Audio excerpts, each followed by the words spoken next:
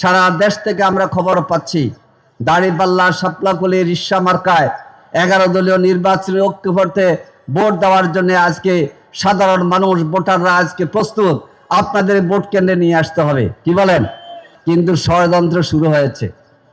গতকাল নির্বাচন কমিশন একটি বার্তা দিয়েছে, ভোট কেন্দ্রের 700 গজের ভিতরে মোবাইল নিয়ে যাওয়া যাবে না।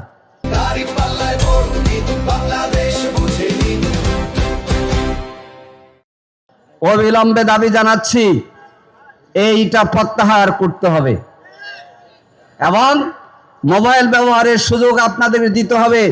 কাদের ইশারায় আপনারা এই কাজ করেছেন আমরা জানতে চাই। বিএনসি থেকে নেওয়া হয়েছিল ভোট কেন্দ্রের কাজের জন্য, তাদেরকে বাদ দিয়েছেন কাদের কথায়?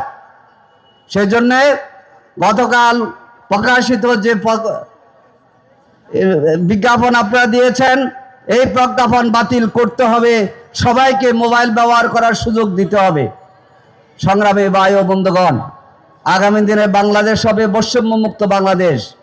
যে বাংলাদেশের জন্য রংপুরে জীবন দিয়েছিল আমার প্রিয় ভাই আবু সাইদ, বুকের মধ্যে অনেক জ্বর, বুক পেতেছি গুলি কর, দিয়েছি কিনা? নারায়ণগঞ্জে রিয়া নামক একজন হিন্দু ধর্মের মেয়ে, 4 বছরের মেয়ে জীবন দিয়েছে। এইভাবে মায়েরা জীবন দিয়েছে, বোনেরা জীবন দিয়েছে। ঢাকা বিশ্ববিদ্যালয়ের এখন সাহসী বোন বলেছিল পিছনে পুলিশ সামনে স্বাধীনতা, বলেছিল কিনা?